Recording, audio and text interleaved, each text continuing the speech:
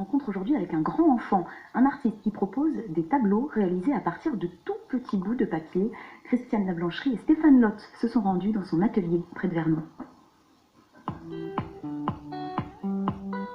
Pas sûr qu'au premier coup d'œil, vous distinguiez en quoi sont fabriqués ces personnages.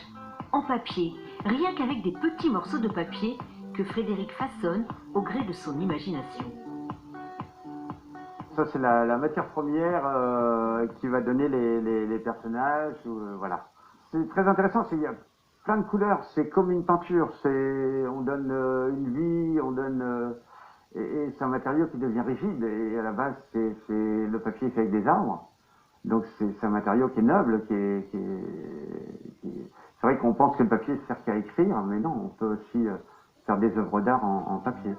Avant, les réalisations de Frédéric, c'était plutôt ça, des boîtes dans lesquelles il enfermait des décors miniatures. Un grave problème de vue l'oblige à renoncer à ces ambiances lilliputiennes. Mais il n'a pas pu résister au plaisir de construire pour sa femme un village provençal pour Noël. Ça rejoint un peu ce que je faisais avant.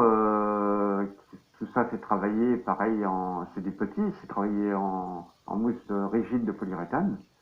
Donc c'est sculpté au cutter et après des mises en peinture, en patine, qui donnent cet effet village. Voilà. Depuis un an, il se consacre à l'élaboration de sculptures, un travail qui lui demande tout autant de patience et de minutie.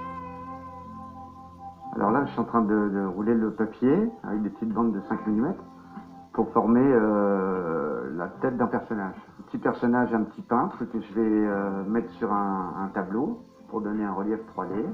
Et là, pour faire la pliure de ma jambe, je vais travailler comme ça tout doucement. Voilà, comme ça. Petit à petit, il a réussi à apprivoiser la matière. Toutes ces bandelettes de couleurs lui ont donné envie d'écrire une nouvelle histoire. Et le voilà créant des tableaux de plus en plus grands. Combien de petits morceaux de papier vous avez pu plier dans cette toile qu'on voit? C'est énorme, c'est des mètres et des mètres. Ça peut être 300 mètres de papier, 400 mètres, 500 mètres de papier. Je travaille des bandes de papier de 10 mm, voilà. Et par pliage, ce qui me donne le résultat, là, j'ai fait mon dessin en premier. Et voilà, et je vais travailler par pliage et coller, bien sûr. Je mets la colle sur mon papier et que je viens coller. Voilà. Et j'utilise, par moment, je suis obligé d'utiliser des petites pinces pour tenir le papier le temps qu'il colle. Celui-là va me demander environ 120-130 heures de travail à peu près.